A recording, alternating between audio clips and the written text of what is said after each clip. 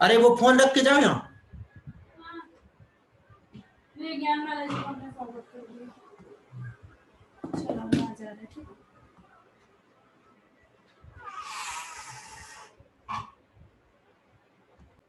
उच्चारण करते हैं।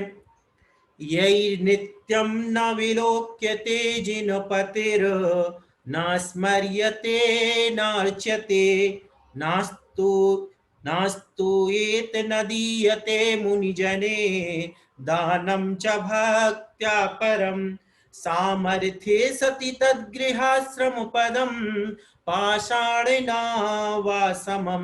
तत्रस्था भवसागरेति विषमे मज्जन्ति नश्यन्ति च। क्या कहा यहां पर?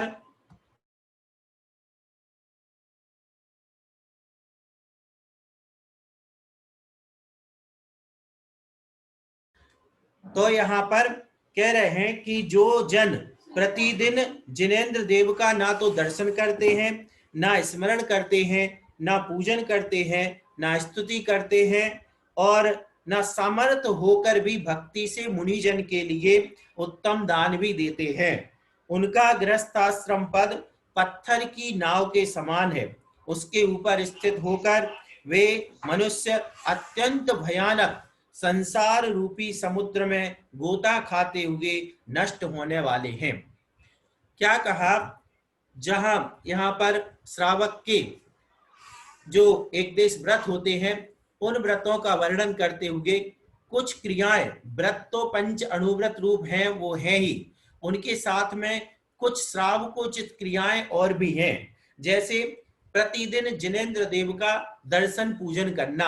अब प्रतिदिन जिनेंद्र देव का दर्शन पूजन करना अपन को, ये यहाँ पर आचार्य महाराज कह रहे हैं कि जो ना करते हैं, ना स्मरण करते हैं, कितनी बड़ी बात कही, ना तो पूजन करते हैं, ना स्मरण करते हैं और ना स्तुति करते हैं, और सबसे बड़ी बात दान के बारे में क्या कहा, समर्थ होकर भी जो मुनि जन के लिए उत्तम दान नहीं देते हैं।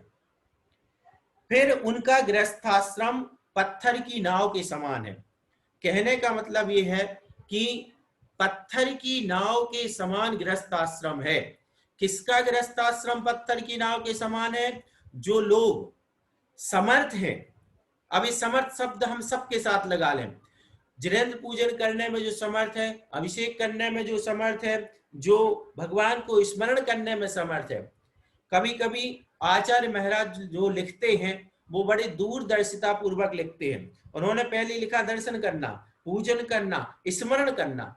मतलब जब वृद्धावस्था में ऐसी स्थिति हो जाए कि कोई व्यक्ति हाथ से अभिषेक नहीं कर सकता, भगवान की पूजन अष्टद्रव्य की थाली लगा करके नहीं कर सकता, अशक्त है, तो आचार्य महाराज कहते हैं स्मरण तो कर सकते हो। तो वहां पर स्मरण भी नहीं करता है। फिर इसके बाद ये हो गया पूजा और दर्शन संबंधी। फिर आए दान, क्योंकि गृहस्थ के दो मुख्य धर्म है, दानम पूया मुख्यो, दान और पूजा। तो दान के बारे में एक शब्द कितना अच्छा डाला, समर्थ होकर भी, जो समर्थ है, सब तरीके से संपन्न है, शक्ति है उनके पास, समर्थ है, वे मुनिराज के लिए उत्तम दान दे सकते, लेकिन फिर भी नहीं देते हैं। तो जो पूजा करने की समर्थ है, सक्षम है, जो दान देने में समर्थ है, सक्षम है, वे यदि ऐसा नहीं करते हैं तो उनका गृहस्थ आश्रम बेकार है। कितना बेकार है? बोले इतना बेकार है कि वे पत्थर की नाव के समान है। जैसे पत्थर की नाव पे कोई बैठ जाए तो पत्थर की नाव खुद भी डूबेगी उस नदी तालाब में, समुद्र में, और बैठने वाले को भी डुबा देगी। इसी प्रकार ऐसे ग्रस्त आश्रम में बैठा हुआ व्यक्ति है जो सिर्फ काम भोग आदि में ही लगा है, भगवान को स्मरण नहीं करता और मुनियों की भक्ति नहीं करता, तो वह भी सिर्फ एक जी रहा है और वह भी इसी संसार सागर में डूबने वाला है, तिर नहीं सकता है।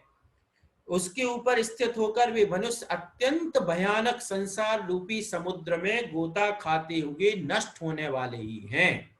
और ऐसा होता रहा, आज की बात नहीं, अनादिकाल से यही होता आया कि हमारे साथ हमने ये जो मिला, जो हमारे पुण्य के उदय से जितनी धन संपत्ति वैभव आदि मिला उसी के भोग में लगे रहे, दान पुण्य देव पूजा इत्यादि कर्म नहीं किए, तो वह आश्रम हमें पत्थर की नाव की तरह इस संसार में डुबोने में ही कारण बना। इस प्रकार से इसके 18वां जो श्लोक है इसमें स्पष्ट कह दिया कि जो गृहस्थ है उसे देव पूजा दर्शन स्मरण अवश्य करना चाहिए, और जो गृहस्थ है श्रावक है उसे नियम से दान देना चाहिए, शक्ति प्रमाण समर्थ प्रमाण जितनी शक्ति है। हमारे आचार्यों ने कितना अच्छा काम किया, शब्दों का उनका संकलन देखो, समर्थ शब्द नहीं लिखते, सीधा लिख देते दान देना चाहिए, लेकिन नहीं, उन्होंने क्या लिखा, सामर्थ्य सती, सामर्थ्य सती तद गृहस्थाश्रम पदम, समर्थ होने पर भी जो गृहस्थाश्रम में दान इत्यादि नहीं करता है उसका गृहस्थाश्रम धिक्कार है, और जितनी जिसकी सामर्थ्य हो उतना दान करना चाहिए। इस प्रकार से देव पूजा और दान को लेकर के यह 18वां श्लोक हुआ। अब 19वां नंबर श्लोक देखते हैं। चिंता रत्न सुरद्रुकाम सुरभिस परशोपलाद्या भुवि ख्याता इव परोपकार करणे दृष्टा न ते केनचित् तैरत्रोपकृतं न केषुचिदपि प्रायो न संभाव्यते तत्कार्याणि पुनः सदैव विदधत् दाता परम दृश्यते। क्या कह रहे हैं यहाँ पर कि चिंतामणि, बहुत अच्छा, बहुत बहुत शानदार श्लोक है ये।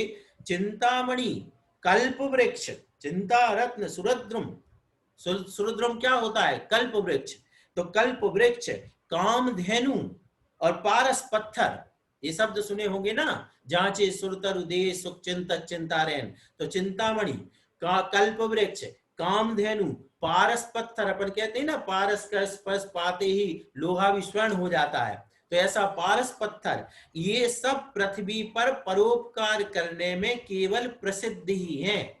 इसका क्या मतलब हुआ, सिर्फ इनकी प्रसिद्धि है, ये कहां किसने देखे, चिंतामणि रत्न किसने देखा, कल्प वृक्ष किसने, हमने आपने किसने देखे हैं, पारस पत्थर किसको मिल रहा है, तो ये सब क्या है, ये कहे जाते हैं, सुने जाते हैं, लेकिन उनको ना तो किसी ने परोपकार करते हुए देखा है, ना और ना उन्होंने यहाँ किसी का उपकार किया है, और तथा वैसी संभावना भी नहीं है। कैसी संभावना नहीं है कि हम क्या संभावना कर लें, मान के चलो हमारे सामने अभी जैसे पंकज जी दिख रहे हैं गहलोत साहब, अब आप पंकज जी गहलोत साहब क्या कल्पना कर सकते हैं कि चिंतामणि रत्न कल आपको मिल जाएगा। रजनी जी शाह है, आप कल्पना कर सकते हैं कि आपको कल चिंतामणि रत्न मिलेगा या पारस मिल जाए, पत्थर मिल जाएगा, तो ये क्या कभी सुना है कि हमारे दादाओं परदादाओं को मिला था, ना मिला था। तो फिर तो कहने का मतलब ये बहुत सीधी सी बात है कि ये सुने जाते हैं लेकिन देखा नहीं है, और आगे भी किसी की संभावना नहीं है कि किसी को मिलने वाले हैं, परंतु उनके कार्यों परोपकार आदि को सदा ही करता हुआ केवल दाता श्रावक अवश्य देखा जाता है। लेकिन श्रावक है जो वास्तव में परोपकार करता है, श्रावक है जो मरते हुए को बचा भी लेता है। मान के चलो किसी को जरूरत पड़ी, औषधि की जरूरत पड़ी, उसके पास पैसा नहीं था, एक श्रावक ने दे दिया, उसको जिंदा कर दिया। लॉकडाउन लग गया, किसी के पास खाने को नहीं था, उसने खाने को दे दिया, वो बच गया। तो इस श्रावक पारसमणि से कम नहीं है, कल्पवृक्ष कामधेनु से कम नहीं है, चिंतामणि रत्न से कम नहीं है। तो ये श्रावक के रूप में देखे जाते हैं। तात्पर्य यह है कि दानी मनुष्य उन प्रसिद्ध चिंतामणि आदि से भी अतिशय श्रेष्ठ है।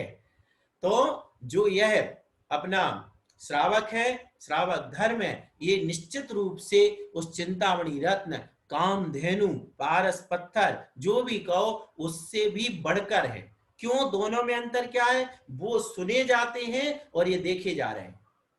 वो ये श्रावक परोपकार करते हुए देखा जा रहा है और वो सुने जाते हैं सिर्फ कि पारस पत्थर होता, चिंतामणि रत्न, चिंता करो तो चीज मिल जाएगी।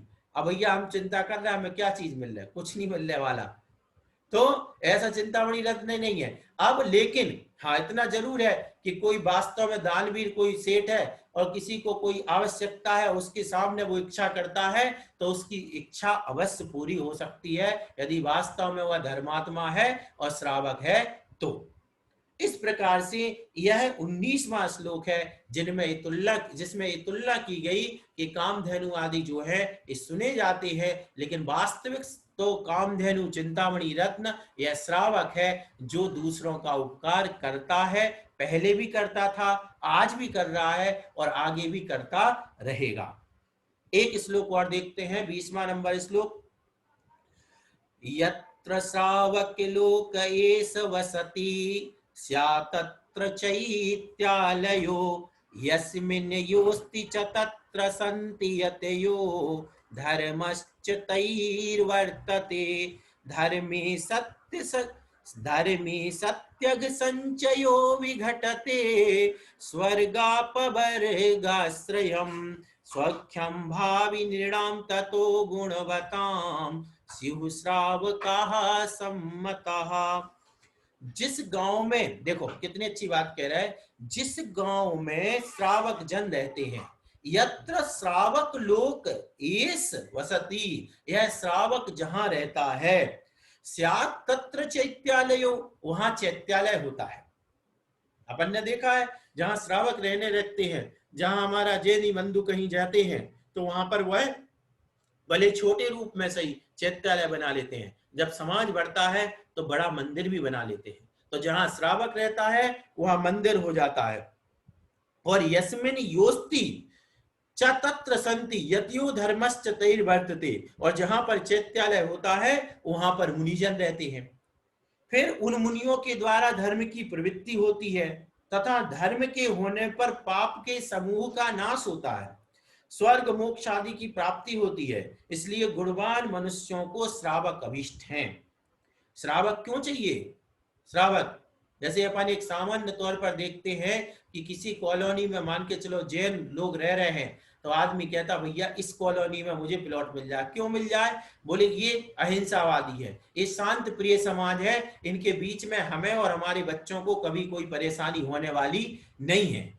तो ये पहचान है। तो श्रावक जहां रहता है वह वहां पर भगवान विराजमान कर लेता, चैत्यालय बना लेता है। आज हम जैसे पांडिचेरी वगैरह, गुवाहाटी, आसाम वगैरह जो बिल्कुल सुदूर प्रांत में है, जहां पर हमारे जब मारवाड़ी लोग गए उन्होंने वहां पर धीरे धीरे मंदिर बनाए। मंदिर बने तो जहां पर कभी साधुओं को जाना नहीं था, जैसे अमेरिका आदि नहीं जाते हैं, जैसे बहुत अपने देश में भी कुछ ऐसे प्रांत है जहां साधु हमारे नहीं जाते, जम्मू कश्मीर में क्या जाना। तो कश्मीर में जब कोई दिगंबर समाज का घर ही नहीं है तो वहां क्या जाके करेंगे? जम्मू में घर नहीं है दिगंबर समाज का तो वहां क्यों जाएंगे साधु? तो इसलिए जब दिगंबर श्रावक रुका तो वहां उसने मंदिर बनाया, मंदिर बना, वहां साधुओं का विहार हुआ। इसलिए अब हाँ जो हम बात कर रहे थे, आज पांडिचेरी वगैरह में देखते हैं तो वहां पे वो लोग गए, जब गए तब कुछ नहीं था, लेकिन धीरे धीरे उन्होंने अपने कर्तव्यों का पालन करने के लिए, पूजा आदि करने के लिए मंदिर बनाए। और मंदिर बनने का प्रभाव ये हुआ कि आसाम के गांव गांव में, शहर शहर में हमारे दिगंबर मुनिराज भी गए और वहां पे धर्म की अद्भुत प्रभावना भी हुई, वहां के लोगों ने भी जैन धर्म को जाना। तो इस प्रकार से एक श्रावक कितनी प्रभावना करता है। मंदिर बना, फिर उसके बाद जहां चैत्यालय हुआ तो मुनिराजों का विहार हुआ, धर्म की प्रभावना हुई, और धर्म हुआ तो वहां पापों का नाश हुआ। जहां धर्म है, क्योंकि धर्म के आश्रय से लोग पापों से मुक्ति पाते हैं, धर्म की प्रभावना होती है। हम लोग जाते तो गुवाहाटी हुआ, आसाम में पांडिचेरी वगैरह, यहाँ सब जगह जाते तो वहां पे क्या होता है कि वहां भी सभाएं होती हैं। जब वहां पे प्रवचन 10 लक्षण आदि में होते हैं तो अजैन समाज भी सुन करके अनेक चीजों को ग्रहण करते हैं और अच्छे अच्छे गुणों को धारण करते हैं। इस प्रकार ये क्या हो गए, पाप का नाश करते हैं, इस मोक्ष आदि का सुख प्राप्त होता है। इसलिए गुणवान मनुष्यों को श्रावक सदा अभीष्ट हैं। अब जिनको गुण ग्राहक जो लोग हैं, जिन्हें गुण पसंद है, अहिंसा, सत्य, अस्ते इत्यादि गुण पसंद है, वो श्रावकों को चाहते हैं। बताओ, जो हमारे यहाँ एक श्रावक है 5 अणुव्रतधारी होता है, दुनिया में ऐसा कौन सा व्यक्ति होगा जो उसको अपने आसपास नहीं देखना चाहे। भाई वो हिंसा नहीं करता, किसी को मारता नहीं, किसी से झूठ नहीं बोलता, किसी की चोरी नहीं करता, किसी की माँ बहन बेटी पर बुरी नजर नहीं डालता, किसी का धन नहीं लूटता, कुछ नहीं करता। अब ऐसा व्यक्ति जो है सात्विक भोजन करता है, सदाचार से रहता है, ऐसे व्यक्ति को कौन अपने नगर गांव और कॉलोनी में नहीं बसाना चाहता। तो मुनिराज श्रावक की प्रतिष्ठा 5 गुण लख लीजिए। तो इस प्रकार से कहने का मतलब यह है कि इन जो श्रावक के गुणों सहित हैं उनको हर व्यक्ति, जो गुणवान व्यक्ति है, वह चाहता है। एक श्लोक और देख लेते हैं।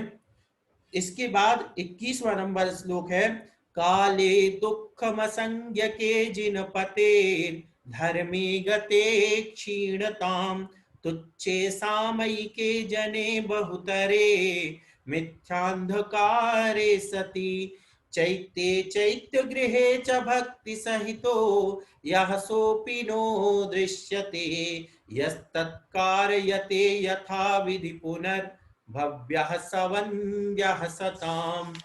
क्या कहा कि इस दुखमा नाम के पंचम काल में, ये काली दुखम संग की दुखमा काल में क्या है, जिनेंद्र भगवान के द्वारा प्ररूपित धर्म क्षीण हो चुका है, बहुत कम हो चुका है। ये सब अपन जानते हैं कि जिनेंद्र भगवान का जो वीतराग धर्म का उपदेश था, आज वह कितना क्षीण हो चुका है, अपन सामने देख रहे हैं।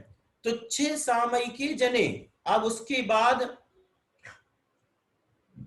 उसमें भी जो वीतराग धर्म का आश्रय लेने वाले लोग हैं वे बहुत कम रह गए हैं। जैनागम अथवा जैन धर्म का आश्रय लेने वाले जन थोड़े, और अज्ञान रूप अंधकार का प्रचार बहुत है।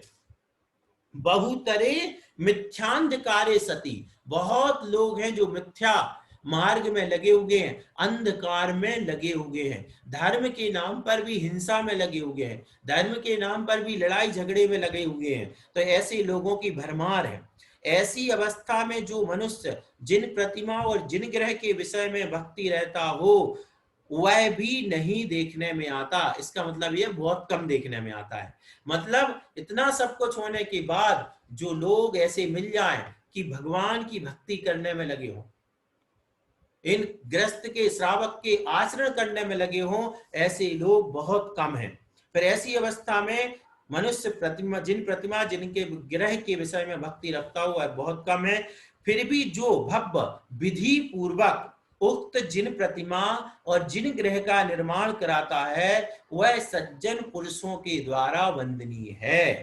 कितनी बड़ी बात है। ऐसे में इतनी सब कुछ विपरीतताएं हैं, वीतराग धर्म बहुत कम हो गया है, उसको मानने वाले बहुत कम होते जा रहे हैं। इसके बाद भी जो लोग धर्म और धर्मायतन की रक्षा कर रहे हैं, यानी जो जिन प्रतिमा और जिन ग्रह का निर्माण कर रहे हैं वे सज्जन पुरुषों के द्वारा वंदनीय हैं।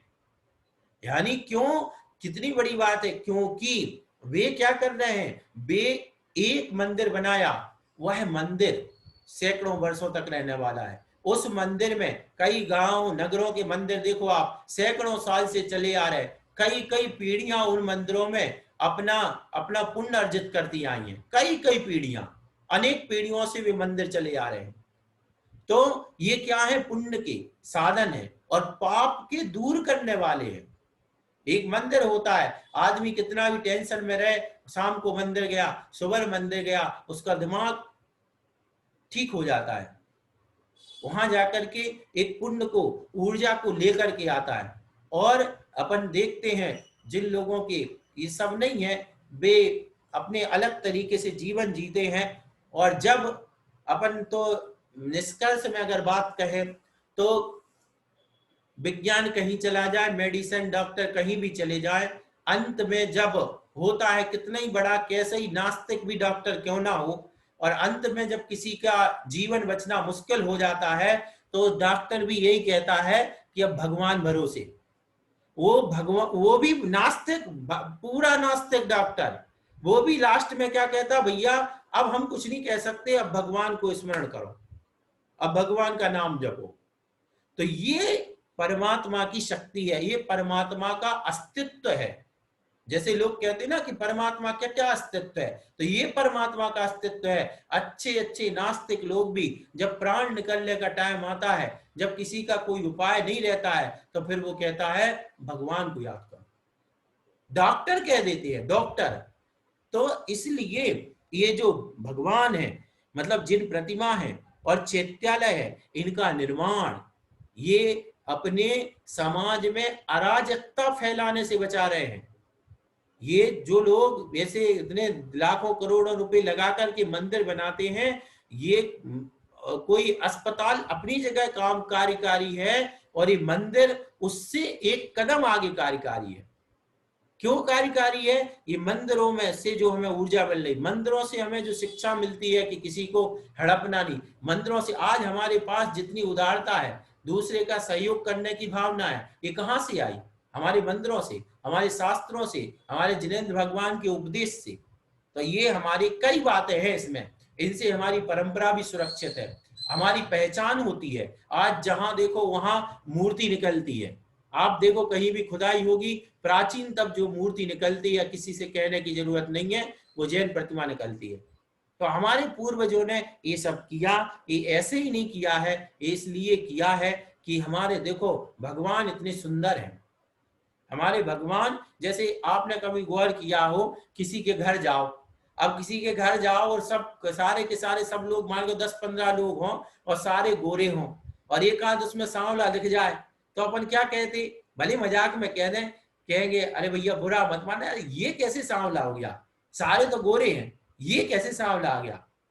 तो ऐसे ही जब हमारे सामने हमारे भगवान दिखते हैं कि भगवान का इतना अच्छा वीतराग मुद्रा है, भगवान किसी से झगड़ने वाले नहीं है, हमारे भगवान लड़ते झगड़ते नहीं, मारते पीटते नहीं है, तो हम भगवान के बेटे होकर के, भगवान के भक्त होकर के क्यों लड़ झगड़ रहे हैं? तो ये भगवान की जो वीतराग मुद्रा है वो हमें शिक्षा देने वाली है। ये सब बातें हैं। इस प्रकार आज अभी हमने कोशिश की है, अभी हम कल से सेट करते हैं और पुनः, क्योंकि ये जो पद्मनंदी पंचविंशति का ग्रंथ है, इसका स्वाध्याय निरंतर चल रहा था, लेकिन 10 लक्षण के पहले से अब कुछ व्यस्तता होने के कारण इसको हमने रोका था। अब वापस पुनः ये सोचा है कि इसको जूम ऐप के माध्यम से लाइव भी कर दें और बाद में रिकॉर्डिंग को यूट्यूब पे अपलोड कर देंगे। तो कल से हमारा क्या टाइम सेट होता है, कल से जहां तक है 7:30 का रखेंगे, आधे 20-25 मिनट का स्वाध्याय है, तो उसको हम करते हैं। अभी तो आज तो किसी को बताया नहीं था, जो भी है जितना एक आध मैसेज कहीं फॉरवर्ड किया हो तो, और कल से इसको वापस, ताकि लाइव भी हो जाएगा और उसके बाद यूट्यूब पे भी आ जाएगा। आज हम यहीं पर विराम लेते हैं। जा वाणी के ज्ञान ते सूझे लोकालोक, सो वाणी मस्तक नमो सदा देत हूँ धूप। 9 वार्ड होगा।